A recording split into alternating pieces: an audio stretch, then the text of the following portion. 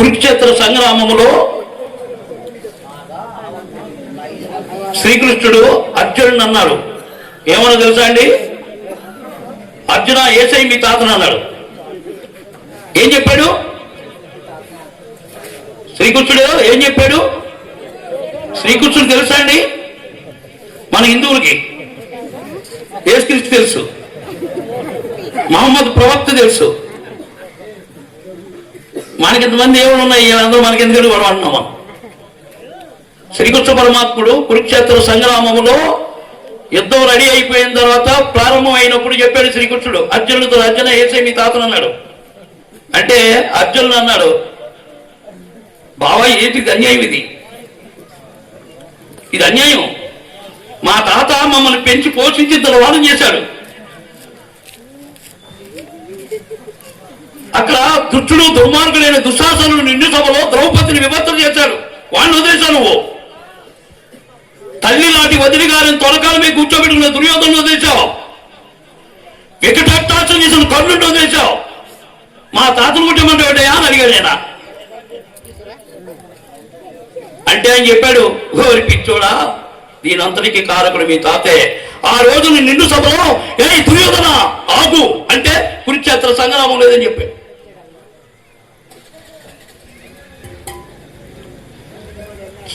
కురుక్షేత్ర సంగ్రామం లేదు. కాబట్టి శక్తివంతుడై ఉండి, సమర్థత ఉండి, అన్నీ తెలుసుండి, ఆయన ఎప్పుడు చచ్చిపోవాలో ఆయనకి తెలుసుండి, అంత సమర్థత ఉండి కూడా తన కళ్ళ ముందు అన్యాయం జరుగుతుంటే చూస్తూ ఊరుకున్నాడు. కాబట్టి మొట్టమొదటి ముద్దాయి ఆయన అయ్యాడు. ఇవాళ సమాజంలో ఇటువంటి చర్చలు కానీ ఇటువంటి దుర్మార్గపు పనులు చేస్తుంటే దీని అంతటికీ కారకుడు మనమే. మన కళ్ళ ముందు అన్యాయం జరుగుతుంటే మనం చూస్తున్నవాడే దుర్మార్గుడు, వాడే దొంగ. ఈ చర్చకి ఇన్ని కార్యక్రమాలు ఇన్ని చేయడానికి కారకుడు మనమే దొంగలం. ఇక్కడ ఉండగా ఒక అమ్మాయిని ఎవడో రేప్ చేస్తుంటే చూసి మన పిల్ల కాదు కదా అని చెప్పి ఇక్కడ మీటింగ్ లో కూర్చుంటే, రేపు పొద్దున మన పిల్ల అక్కడ ఉంటే నీ పిల్లకి అన్యాయం జరగదని ఎందుకు అనుకున్నావు నువ్వు? కాబట్టి దుర్మార్గుడు ఎక్కడైనా సరే నువ్వు వెళ్ళి మీ నలుగురు వెళ్ళి మనం కాలు చేయి చేస్తాను భయపెడితే వాడు ఏం చేస్తాడు, అమ్మో సమాజం ఊరిపోదు, తన్నుద్ర చంపుద్ది, కాబట్టి ఇటువంటి అదోపం చేయకూడదు అనే ఆలోచనతోటి వాడు ఇటువంటి దుర్మార్గపు పనులు చేయరు. కాబట్టి దీని అంతటికి కారణం మళ్ళీ మంచోడే, మనమే. దీన్ని ఒప్పుకోవాలి మనం. కేవలం భక్తులం. ఏడు భక్తులు అంటే ఎవడు? నువ్వు పూజ చేసేసి కొబ్బరికాయ కొట్టేసి అట్టుపులు పెట్టేసి నేనేదో భక్తుని అయిపోయాను, నేనేదో ఎరగదీసేస్తానంటే అదేమి పనికిరాదు. అక్కడ ఇవాళ సమాజంలో ధర్మము గొప్పదా, దేవుడు గొప్పవాడా? దేవుడు గొప్ప అనేటువంటి వాళ్ళందరూ భక్తులు, ధర్మం గొప్పవాడు అన్నవాడు శక్తివంతుడు. కారణం ఏంటంటే ధర్మానికి పూజారి దేవుడు. మన దేవుడికి పూజారి ఎలాగైతే ఉంటాడో ధర్మానికి పూజారి దేవుడు. దేవుడికి మనం చెప్పుకుంటే ధర్మానికి చెప్తాడు, లేకపోతే ప్రతి ఓడు వెళ్ళిపోయి తిరుపతి పండగ వెళ్ళిపోతాడు, అక్కడికి వెళ్ళిపోతాడు, నాకు అది కావాలి ఇది కావాలని కోరుకుంటాడు. చివరికి వచ్చేసరికి అందరికీ ఒక రకంగా భగవంతుడు ఏమి చేయడు. పైగా ఈ లోపల యాక్సిడెంట్ అయిపోయి ఇంకో రకంగా పోతుంటారు. మరి దేవుడు నిన్ను ఒకలాగా నన్ను ఒకలాగా ఎందుకు చూస్తాడు? దేవుడు అందరూ ఒకలాగా చూసుకోవాలి కదా. కాబట్టి ధర్మం ఉంటేనే నీకు మంచి జరుగుద్ది, అధర్మ పనులు అన్నీ అనుభవించాల్సిందే. కాబట్టి ఈ వాస్తవాన్ని మనం గుర్తించాలి. కర్మ అనుభవించాలంటే మన సనాతన ధర్మంలో ప్రారబ్ధ కర్మ అనేటువంటిది ఒకటి ఉంది. ప్రారబ్ధ కర్మ మీకు కుంతీదేవి ఉంది. కుంతీదేవి పేరున్న వాళ్ళు ఎంతమంది వాళ్ళు చేయొద్దండి? కుంతీదేవి పేరు దించండి. కుంతీదేవి వయసులో ఉన్నప్పుడు దూర్వాసుడు ఆ రాజ్యానికి వెళ్తే వాళ్ళ నాన్నగారు దూర్వాసుడికి సేవ చేయమని చెప్పి పంపించారు. సేవ చేస్తుంటే ఆ సేవకి మెచ్చుకుని ఆయన ఒక అద్భుతమైనటువంటి మంత్రాన్ని ఇచ్చాడు కుంతీదేవికి. ఏమనంటే, నువ్వు నేను మంత్రించిన మంత్రంగా నేను జపిస్తే దేవతలందరూ నీ దగ్గర వచ్చి ప్రత్యక్షం అవుతారని చెప్పాడు. ఈవిడ ఏమనుకుంది, నేను భూలోకంలోనే చూస్తున్నాను, నేను దేవలోకంలో ఉన్నానంటే వాళ్ళు ఇంకా గొప్పవాడు కదా, నాకు ఇటువంటి అద్భుతమైనటువంటి వరాన్ని ఇచ్చాడు, కాబట్టి ఈ వరము నిజమా కాదా అని అనుమానం వచ్చింది. ఈయన ఇచ్చిన వరము నిజమా కాదా అని చెప్పి ఈయన ఇలా వెళ్ళిపోయాడు. వెళ్ళిపోయిన వెంటనే ఈవిడేం చేసింది, తక్కువ సూర్యభగవానుడు ప్రత్యక్షంగా కనబడితే మంత్రం చేసింది. మంత్రం చేస్తే పరిగెత్తుకొచ్చాడు. ఆయన వచ్చిన ఊరుకున్నాడా, ఓ పిల్లోని ఇచ్చి వెళ్ళిపోయాడు. పిల్లోని వెళ్ళిపోతే ఈ పిల్లోని ఏం చేయాలి, ఇంకా పెళ్ళి అవ్వలేదు, ఏం చేయాలి? ఇప్పుడు ఆలోచిస్తుంది, అయ్యి బాబాయ్ ఇది మా నాన్నగారు ఏమనుకుంటారో, ఊళ్ళో ప్రజలు ఏమనుకుంటారో, రాజ్యంలో వాళ్ళు ఏమనుకుంటారో, నేను అపవిత్రమని చెప్పి అందరూ అనుకుంటారు, నా తండ్రి బాధపడతాడు, ఇప్పుడు ఏం చేయాలి అనుకుని తను చేసిన తప్పుకి ఏం చేయాలో అర్థం కాక చివరికి ఆ పిల్లోని తీసుకుని, అప్పుడు పుట్టినాడు పాపం, జాలి కనికరం లేకుండా ఒక తొట్టులో పెట్టేసేసి నదిలో వదిలేసింది. వదిలేస్తే ఎక్కడికి వెళ్ళింది అది? ఆ పిల్లోడు ఎక్కడికి వెళ్ళాడు? పెద్దలు చెప్పాలి. ఆ పిల్లోడు ఎక్కడికి వెళ్ళాడు? అక్షినాపురానికి వెళ్ళాడు. రథసారథి కొడుకు అక్కడ చేరాడు ఈయన, ఈ పిల్లోడు అక్షినాపురంలోనే. తర్వాత ఈవిడ పెళ్లి చేసుకుంది. పెళ్లి చేసుకుంటే ఎవరిని చేసుకుంది? ఎవరిని పెళ్లి చేసుకుందండి? పాండురాజు అక్షినాపురం రాజుని పెళ్లి చేసుకుంది. ఈవిడ ఎక్కడికి వెళ్ళింది? ఏమండి, అక్షినాపురం వెళ్ళింది. వెళ్తే ఇక్కడ ఎవరున్నారు? ఈవిడి చేసిన కర్మ ఫలితం తనకన్నా ముందర కూర్చుంది. అక్కడ కర్మ ఫలితం అర్థం చేసుకోవాలి మనం. కర్మ చేసి తప్పించుకుంటాం అనుకుంటే మాత్రం కుదరదు. ఆవిడ అక్కడికి వెళ్ళి కూర్చుంది, జీవితాంతం అనుభవించింది ఆవిడ. మహాభారతం తెలిసిన వాళ్ళు తెలుస్తుంది. చివరి వయసులో చెప్పుకోక తప్పలేదు తల్లిని. అది పట్ని చెప్పుంటే ఈ కర్మ లేదు, కురుక్షేత్ర సంగ్రామం లేదు. కాబట్టి తెలుసో తెలియకో మనం తప్పులు చేస్తుంటాం. ఆ తప్పు చేయకుండా మనం చూసుకోవాలి. అలాగే భారతంలోనే శ్రీకృష్ణ పరమాత్ముడి తల్లి ఎవరు? శ్రీకృష్ణ పరమాత్ముడి తల్లి ఎవరండి? దేవకీ మాత. దేవకీ మాతను శ్రీకృష్ణుడు పుట్టాడు. పుట్టిన వెంటనే ఎక్కడికి వెళ్ళిపోయాడు ఆయన? యశోదమ్మ దగ్గరికి వెళ్ళిపోయాడు, బృందావనకి. బృందావనంలో 14 సంవత్సరాలు ఉన్నాడు. 14 సంవత్సరాలు అయిపోయిన తర్వాత తిరిగి మళ్ళీ అమ్మ దగ్గరికి వచ్చాడు. పాప ఆవిడ చూసి, రే కన్నా, నన్ను 14 సంవత్సరాలు వదిలేసావు నాయన అని చెప్పి ఏడుస్తుంది ఆవిడ. ఏడుస్తుంటే శ్రీకృష్ణుడు చెప్పాడు, అమ్మా ఎందుకు ఏడుస్తున్నావు? నువ్వు త్రేతాయుగములో నువ్వు కైకేయిగా ఉండి నన్ను 14 సంవత్సరాలు ఆముడుగా ఉన్నప్పుడు 14 సంవత్సరాలు నన్ను అడుగు పంపించావు. నువ్వు నన్ను 14 సంవత్సరాలు నువ్వు అడుగు పంపించావు. కౌసల్య నా కోసం బోరు నేర్చింది. ఈవేళ ద్వాపర యుగంలో ఆవిడ నువ్వు ఏడిపించావు కాబట్టి ఆ ఏడుపు నీకు ఇది వచ్చింది. ఆ ఆనందం యశోదమ్మ దగ్గర పొందింది ఆవిడ. 14 సంవత్సరాలు ఆవిడకి నేను అప్పు తీర్చేశాను. నేను కర్మ ఫలితాలు ఎలా ఉంటాయో చూడండి.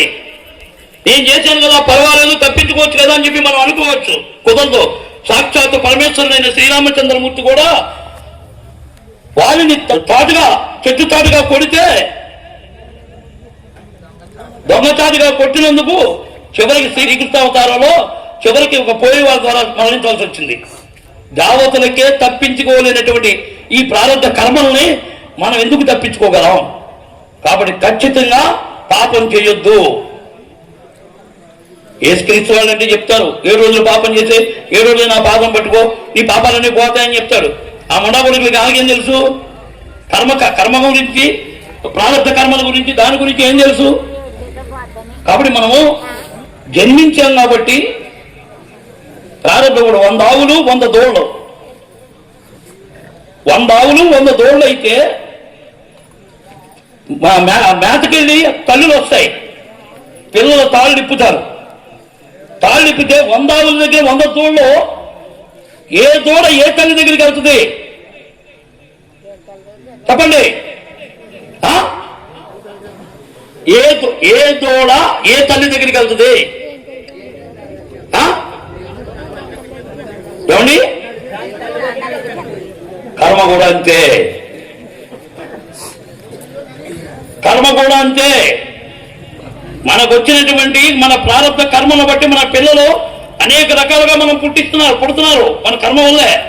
ఒకడు గుంటోడు పుడతాడు, ఒకడు గుడ్డోడు పుడతాడు, ఒకడు ఆరోగ్యవంతులుగా పుడతాడు, రకరకాలుగా చూస్తాడు. ఎందుకోసం?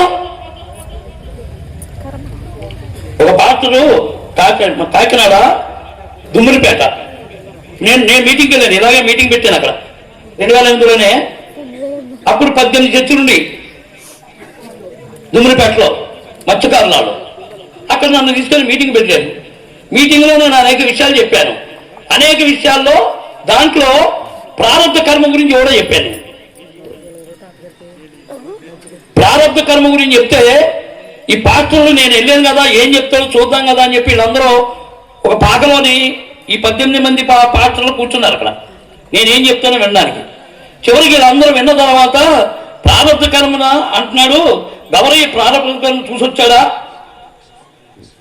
అని చెప్పేసి వీళ్ళందరూ అనుకుని మరుసటి రోజు ఒక పాత్ర నా దగ్గర పంపించారు. కాకినాడలో నా పాల వ్యాపారం నాది. అక్కడికి వచ్చాడు 10 గంటలకి. చూసేసరికి ఎవరయ్యా అనుకుని అడిగాను. నేను పాత్రనండి అన్నాడు. ఏంటి విషయం అన్నాను. ఏమీ లేదండి, మీరు నిన్న రాత్రి కార్యక్రమానికి వచ్చారు కదా దుమ్మిడిపేటలోనే, మీరు చెప్తున్నప్పుడు మా పాత్రలు అందరూ విన్నాం. ప్రారంభ కర్మ మీరు చూసొచ్చారా అని చెప్పాను. మీరు చూసొచ్చారా అని అడిగాడు నన్ను. నేను అన్నాను, వీళ్ళకి ఎంచేదండి ఇంకో విషయం మనం గుర్తించాలి. వీళ్ళు తెలివితేటలు ఎక్కువగా ఏదో ప్రవర్తించడం ముందు దానికి అడ్డంగా అయ్యారు. తాళకే అడ్డంగా వెళ్తే నాకు పని చెప్పింది అంటారు. నేను అన్నాను, ప్రారంభ కర్మ గురించి నేను చెప్తాను కానయ్యా, పరలోక రాజ్యం నీదే అంటావు కదా, నువ్వు చూసొచ్చావా అని అడిగాడు. అంతే కదా, పరలోక రాజ్యం నువ్వు చూసొచ్చావా అంటే లేదండి అన్నాడు. కానీ మన సనాతన ధర్మములో నేను మన అంటున్నాను, నువ్వు క్రైస్తుడు అనుకున్నావు, నువ్వు క్రైస్తుడు కాదు, నువ్వు హిందువులకే పుట్టావు. నువ్వు హిందువే. చర్చికి వెళ్ళినంత మాత్రమే దశంభాగాల కోసం పోయి విదేశీ డబ్బుల కోసం వేసి నువ్వు చేసినా కానీ నువ్వు మన హిందువే, నా హిందువే. కాబట్టి నీకు చెప్తున్నా, సనాతన ధర్మం యొక్క గొప్పతనం ఏంటంటే అనేక మంది మన పూర్వీకులు, మన ఋషులు ఇక్కడ శరీరం ఇక్కడ ఉండగానే మొత్తం లోకాన్నంతా కూడా పర్యటన చేసి ఆత్మ ద్వారా చూసి దర్శించి మనకు వచ్చి చెప్పినటువంటి విషయం పూర్వజన్మలో అనేటువంటి ఉన్నదనేటువంటిది వాళ్ళు చూసి వచ్చారు కాబట్టి మనకు చెప్పారు. కాబట్టి ఇది నీకు ఎందుకు నీ డౌట్ అని అడిగాను. మరి ఎలాగండి, ఎలా కుదురుతుంది ఎలాగన్నాడు. అయితే ఒక ఉదాహరణ చెప్తాను. నీ డౌట్ ఏంటి? పూర్వజన్మ లేదని కదా నువ్వు చెప్పేది. ఆ పుట్టిన తర్వాతే కర్మ చేస్తాడు, కర్మ చేసిన తర్వాత అనుభూతి చచ్చిపోతాడు. పుట్టుక ముందర ఏమీ లేదు, పుట్టిన తర్వాత ఏమీ లేదు అంటే నీ పాత్ర గారు. మనం ఏమన్నాం, పూర్వజన్మ ఉందని చెప్పి మనం చెప్తున్నాం. మరి దీనికి రిడ్యూట్ పెట్టాలి. అయితే నేను ఒక మాట చెప్తానయ్యా. ఒకడు పుట్టుకతోటే కడుపు గుడ్డివాడిగా పేదవాని ఇంట్లో జన్మ తీసుకుంటున్నాడు. ఒకడు ఆరోగ్యవంతుడుగా ధనవంతుడి ఇంట్లో ఒకడు పుట్టుకతో వచ్చాడు. వీడు పుట్టకుండా ఎప్పుడు పాపం చేశాడు, ఆడు పుట్టకుండా ఎప్పుడు పుణ్యం చేశాడు చెప్పబోయాను. ఏమయ్యా అంతేనా? కరెక్టా కదా? చెప్పబోయా అంటే ఈ డక్కికి చూస్తున్నాడు. పిచ్చోడా, ధర్మం యొక్క గొప్పతనం ఇది, ఏదో విదేశం మాట్లాడకండి. కాబట్టి ఈ రకంగా మన ధర్మాన్ని కించపరిచే ప్రయత్నాలు వాళ్ళు చేస్తారు. కారణం మనకు తెలియ, కిందగా అబ్బాయి చెప్పాడుగా, మన ధర్మాల గురించి మనకు తెలియని కారణంగానే ఇవన్నీ జరుగుతున్నాయని. నేను హిందువులనే తెలియకుండా ఉన్నాం మనం ఇప్పటి వరకుని. ఇప్పుడు ఏదో కొంతమంది అనేక రకాలుగా వచ్చి ఈ ధర్మం కోసం ఆలోచించి హిందూ హిందూ హిందూ హిందూ అన్నాం కాబట్టి ఓహో హిందూ అంటే మనమేనా అనే స్థాయికి ఇప్పుడు వచ్చాం కాబట్టి ఇప్పటివరకు ఆ పాస్టర్ గారు కూడా మన బామ్మతిలాగే చూసుకున్నాం మనం. నిజం, పాస్టర్ గారు మన బామ్మతిలాగే చూసాం ఇప్పుడు దాకానే. ఇది బామ్మతి గారు మనం నాశనం చేయడానికి వచ్చాడనే విషయం ఇప్పుడు అర్థమవుతుంది, నువ్వు హిందూ అయ్యావు కాబట్టి. కాబట్టి మనం అర్థం చేసుకోవాలి. కాబట్టి సమాజంలో శక్తి ద్వారానే మనం ఏమైనా చేయగలుగుతాం, లేకపోతే ఏమీ చేయలేము. కాబట్టి ఎంత సమర్థుడైనప్పటికీ కూడా ధర్మం పట్ల విశ్వాసం లేకుండా జీవిస్తే ఉపయోగం లేదు. ఈ భీష్ముడి గురించి చెప్పాం మనం. అలాగే మనం చాలా మంది వాళ్ళందరూ బలవంతులండి, ఆ జనం ఉన్నారండి, అలాగే వాళ్ళందరూ ఉంటారండి, మేము ఏం చేయగలమండి అంటుంటాం మనం. మనకెందుకు బలం లేదు, మందులో మనం ఏమైనా చేయగలం. కానీ ఈ పని ఇప్పుడు చేశాం కాబట్టి మనందరూ ఉన్నట్టు కనబడుతున్నాం. కానీ రామాయణంలో సీతమ్మ వారిని రావణాసురుడు ఎత్తుకెళ్ళిపోతున్నాడు. రావణాసురుడు ఎత్తుకెళ్ళిపోతుంటే సీతమ్మ వారు ఆక్రందన చేస్తుంది. అడవిలో తీసుకెళ్ళిపోతున్నాడు వాడు. నన్ను ఎవరు రక్షించరా రక్షించరా రక్షించరా అని చెప్పి ఏడుస్తుంది ఆవిడ. అడవిలో ఎవరు ఉంటారండి? చెట్లు, పుట్లు, పాములు, పశువులు, మనుషులు ఎక్కడ కనపట్టలేదు. ఈవిడ మాత్రం అడుస్తుంది. ఏం చేయాలో అర్థం కాలేదు. ఈ లోపల ఒక చెట్టు కొమ్మ మీద ఒక పక్షి చూసింది. పక్షి చూసి అయ్యో ఈ ఎవరిని ఈ రాక్షసుడు ఇష్టానుసారంగా బాధ పెడుతున్నాడు, ఏడుస్తుంది, ఇప్పుడు నేనేం చేయాలి, వాడు చూస్తే బలవంతుడు, నేను అంత బలం నాకు దగ్గర లేదు, కాబట్టి ఏం చేయాలి అని అనుకున్నాడు. అనుకుని చివరికి ఒక నిర్ణయం తీసుకున్నాడు.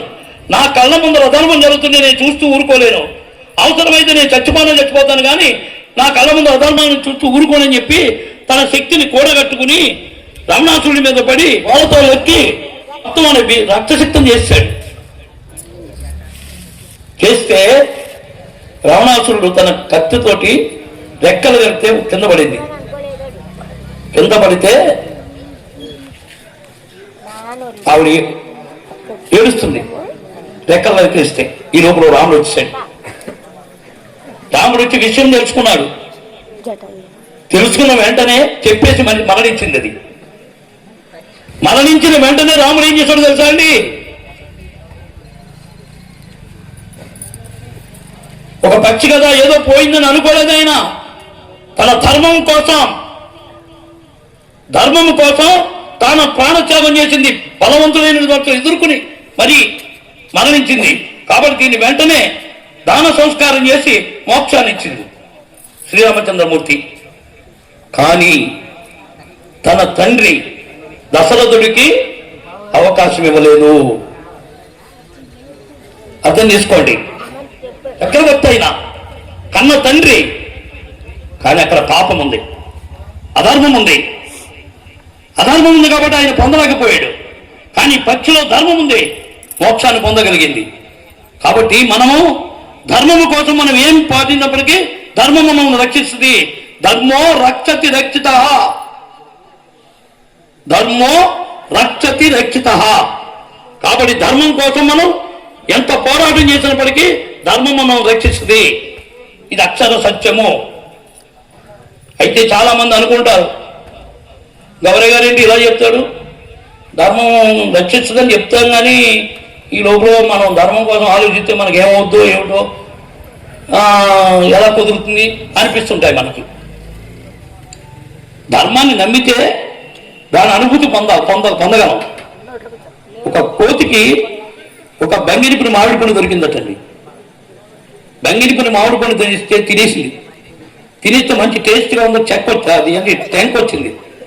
ఆ టెంక్ని ఈ టెంక వల్ల మొక్క వచ్చింది, మొక్క వల్ల చెట్టు అయింది, చెట్టు అయిన వల్ల పళ్ళు వస్తే మనం అందరం తింటున్నాం.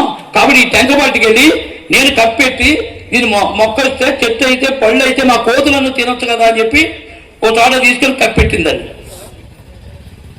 కప్పెట్టిన తర్వాత మరుసటి రోజు వచ్చింది, వచ్చి గొలుగు చూసింది, మొక్క వచ్చిందా అని. మొక్క రాలేదు. మళ్ళీ మట్టి వేసేసింది, నీళ్లు పోసేసింది, మళ్ళీ వెళ్ళిపోయింది. మళ్ళీ మరుసటి రోజు వచ్చింది, రెండో రోజు వచ్చింది, మూడో రోజు వచ్చింది. మరి ఎందుకు రాలేదు? మొక్క రాలేదు. ఎందుకు రాలేదు ఆ మొక్క?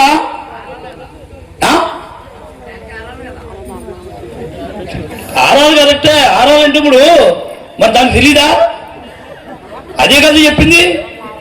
టేస్ట్ చూసింది, అన్నీ చూసింది, పట్టుకెళ్ళింది, కప్పెట్టింది, నీళ్ళు పోసింది, అన్నీ చేసింది కదా. అన్నీ చేసి కూడా దానికి నమ్మకం లేదు.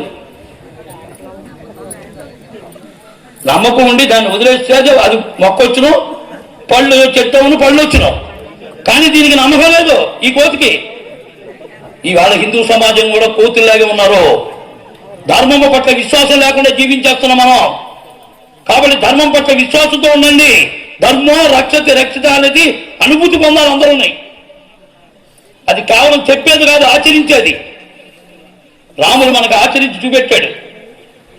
కాబట్టి మనం ఆచరించాలి ధర్మం గురించి.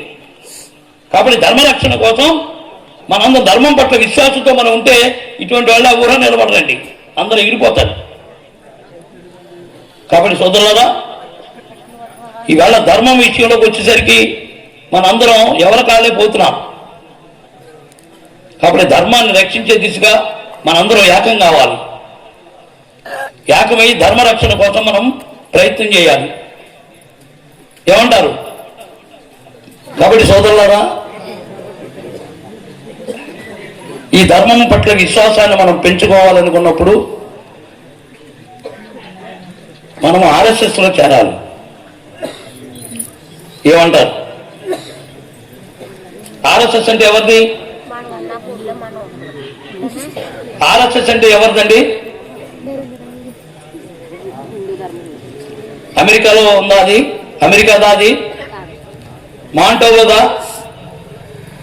లేకపోతే జగీదా? ఎక్కడదండి ఆర్ఎస్ఎస్ అంటేని? మొన్న మేము అన్నవరం వెళ్ళాం. చాలా మంది హిందూ సంస్థలందరూ కూడా వచ్చారు అక్కడికి. ఓం శాంతి పేరు విన్నారా? ఓం శాంతి. ఓం శాంతి హిందువేనా? ఎలా చెప్పావు? ఇదివరకు చెప్పాను నేను. భారతదేశంలో పుట్టిన దేవుళ్ళే మన దేవుళ్ళు.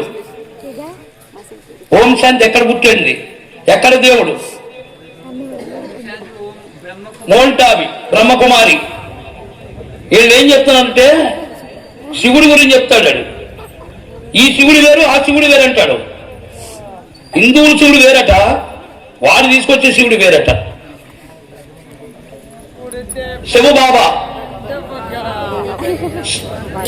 అని చెప్తున్నారు.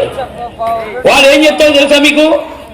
మనందరం కూడా మన దేవాలయాల దగ్గర, మన హిందూ గుళ్ళ దగ్గర కేవలం హిందువులు 10 మంది ఉన్న చోటకు వచ్చి వాడు ప్రచారం చేస్తుంటాడు. క్రైస్తవులు ఒక టైపు ప్రచారం, వీళ్ళు ఇంకో టైపు ప్రచారం. అంటే భారతదేశంలో మతపరంగా మార్చే కొన్ని సంస్కృతిని, సమాజాన్ని నాశనం చేయడానికి ఒక మార్గం, అనేక మార్గాలు ఎత్తుక్కున్నారు భారతదేశంలో ఈ విదేశీయులందరూ కూడా కలిసి. ఇది ఇండైరెక్ట్ గా క్రైస్తవ సంస్థలకు సంబంధించింది. వీళ్ళు ఓం శాంతి చెప్పుకుంటారు, తెల్ల బట్టలు వేసుకుంటారు. వాళ్ళు ఆడవాళ్ళందరూ పెళ్లిళ్ళు చేసుకోరు. ప్రతి వాళ్ళని అన్నయ్య అన్నయ్య అంటారు. మగవాళ్ళందరూ చెల్లెమ్మ చెల్లెమ్మ అంటారు. చివరికి దాంట్లో వచ్చిన వాళ్ళందరూ కూడా చెల్లెమ్మ అన్నయ్య అనుకుంటారు. చివరికి అందరికీ మన అందరికీ ఏమవుతుంది? సోదర భావం అనుకుంటాం మనం. మరి ఇద్దరు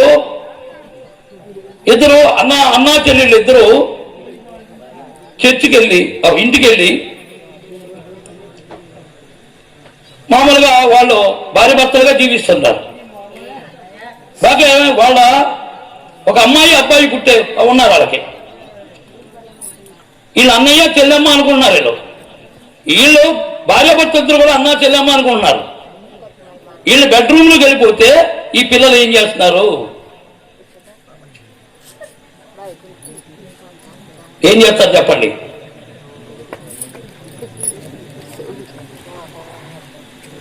వాళ్ళు కుటుంబ వ్యవస్థను సర్వనాశనం చేయడం కోసం పిల్లల్ని కోలఫారంలో చేయాలనుకుంటున్నారు. వాళ్ళు ఈ సంస్కృతి నాశనం చేయాలనుకున్నారు. కానీ భారతదేశంలో మన సంస్కృతి ఏమిటి? మన సంస్కృతి ఏంటంటే ఉదాహరణ చెప్తాను మీకు. సంస్కృతి అంటే ఒక ఇల్లు ఉంది. ఇల్లు ప్లాన్ చేసుకుంటాడు ముందర, తర్వాత ఇల్లు కడతాడు. ఇల్లు కట్టిన తర్వాత ఓపెనింగ్ చేస్తాడు. ఇల్లు ఓపెన్ చేసినప్పుడు అందరికీ భోజనాలు పెడతాడు. భోజనాలు పెట్టేటప్పుడు బాత్రూంలోకి వెళ్ళి భోజనం చేయమంటే చేస్తాడా? కొత్తది, కొత్త ఇల్లు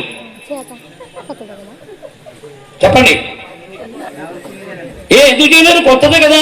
అన్ని అక్కడ షాపు నుంచి తెచ్చినాయే, ఇంకా ఓపెన్ చేయలేదు. ఎందుకు తినకూడదు? ఎందుకు చేయకూడదు?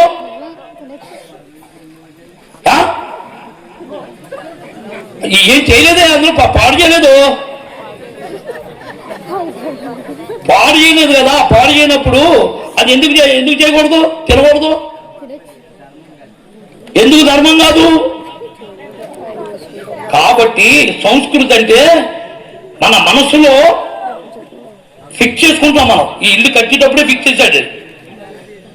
బాత్రూమ్కి ఇది, బెడ్రూమ్కి ఇది, కిచెన్కి ఇది, ఇవన్నీ నిర్ణయం చేసుకున్నాం. కాబట్టి మన మనసులో ఫిక్స్ అయిపోయింది. మా చెల్లి, మా అమ్మ, మా నాన్న, మా అయ్య, మా అక్క, నా భార్య ఫిక్స్ అయిపోయాం మనం. దానివల్ల కుటుంబ వ్యవస్థలో ఒక అద్భుతమైనటువంటి మనకుంది. చేస్తున్నాము, ఆచరిస్తున్నాం. 600 చెల్లె, ఇది ఆరుదే కదా, అది ఆరుదే కదా అని మనం అనుకోం. చెల్లి, తల్లి, బెళ్ళమే. ఇది మన సంస్కృతిలో ఉంది. కానీ దీన్ని నాశనం చేయాలని వాళ్ళ ప్లానింగ్. ఎంత దారుణం అండి ఇది. దాన్ని అన్నవరంలో 20 సంవత్సరాలు పెట్టి నడుపుతున్నారు. మన 20వ తారీఖుని హిందూ ధర్మరక్షణ సమితి ఇంకా అనేక సంస్థలు వచ్చాయి. మేము వెళ్ళి మొత్తం మీద అక్కడి నుంచి ఈఓతో మాట్లాడి మొత్తం క్లోజ్ చేయించేసి ఇంకెప్పుడు ఇక్కడ రానివ్వమని చెప్పడం జరిగింది. దానికి మనం కూడా లెఫ్ట్ అండ్ రైట్ ఇచ్చేసాం. మొత్తం ఇటువంటి ఏ దేవాలయాల్లో కూడా జరగడానికి వీల్లేదు. దీన్ని చెప్పేసి వారం చేయించి చేయడం జరిగింది. పైగా వచ్చినోడేమో DC ఇన్ఛార్జి దానికి, అంటే ఇంచుమించులో 14 జిల్లాలకు ఇన్ఛార్జి. ఆయన తోట రాయించుకుని మనం తీసుకున్నాం. ఆయన అందరిలో ఎక్కడ కూడా ఓం శాంతి అనే కార్యక్రమాలు జరగడానికి వీల్లేదని చెప్పేసి ఎంచేతండి పెట్టుబడి అన్ని మనమే పెడతాం. వాళ్ళు శుభ్రంగా వచ్చి మార్చుకుని పోతున్నారు. ఇక్కడ ఆ పూజారులు వాళ్ళు అన్నారు, ఏమండి బాబు ఇది మన దేవుడు అనుకున్నాడు బాబు, మాకు తెలియదు అన్నాడు. చివరికి అందరూ పనిచేసి వర్కర్స్ కూడా ఇది ఇంత అండి మాకు తెలియదని బాబు. ఎప్పుడైతే ఒక దెబ్బతో మబ్బిప్పేశాం, మొబ్బెలు కూడా ఎత్తే దెబ్బకి మళ్ళీ అందరికీ అర్థమైంది. కాబట్టి ఏంటంటే ధర్మాన్ని మనం కాపాడుకోవాల్సిన బాధ్యత మేము ఒకటే చెప్పాం, ఎవరైనా ధర్మాన్ని కించపరిస్తే తోలు తీసేయండి అని చెప్తున్నాం. మనం తరిమి కొట్టని చెప్తున్నాం. ఇదివరకు రోజులు వేరు. ఇదివరకు విధర్మీయులు మనం పరిపాలించినప్పటికీ, స్వతంత్రం వచ్చినప్పటికీ దాన్ని కూడా వాళ్ళ యొక్క ఆలోచన మేరకే మనకు పరిపాలన చేశారు. ఈవేళ నరేంద్ర మోడీ అధికారంలోకి వచ్చిన తర్వాత మనం అనేక అనుభూతులు పొందగలుగుతున్నాం. కాబట్టి ఇటువంటిప్పుడు మనకి ఇంత శక్తి వచ్చినప్పుడు కూడా మనం నోరు మూసుకుని ఉంటే మనం కొంచెం వాళ్ళ కింద తయారవుతాం అంతే. కాబట్టి ఇప్పుడైనా మనం అర్థం చేసుకుని ఎక్కడైనా సరే అధర్మం జరిగితే మనం ఎదుర్కొనే ప్రయత్నం మనం చేయాలని చెప్పేసి మీ అందరికీ నేను మనవి చేస్తున్నాను. ఇంకా అనేక విషయాలు ఉన్నాయి. కాబట్టి ముఖ్యంగా మన చర్చి విషయం మీద మనం ఏం చేయాలన్న దాని గురించి మీరు మళ్ళీ ఒకసారి మాట ఇస్తే మేము వెళ్ళిపోతాం.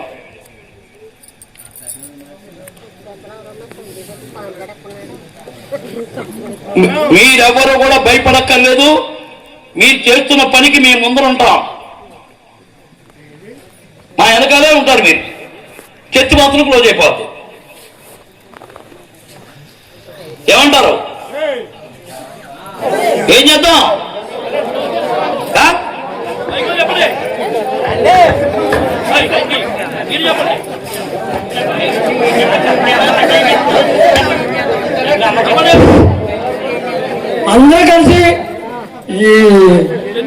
చర్చిని క్లోజ్ చేయాలి. మన సెక్రటరీ గారితో చెప్పి ఇదంతా క్లోజ్ చేయాలి. లేకపోతే 40 రోజులు ఉపవాసాలంట, రోజు ప్రార్థన అంట. గవర్నమెంట్ నిద్రవుతున్నారండి అక్కడ. 40 రోజులు అండి ఉపవాసాలు, రోజు ప్రార్థన చేస్తున్నారు అక్కడ.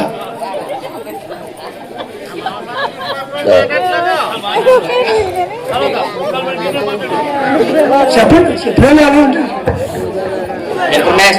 ఇన్ఫర్మేషన్ యాక్ట్ ద్వారా కాగితం తీసుకుంటామండి.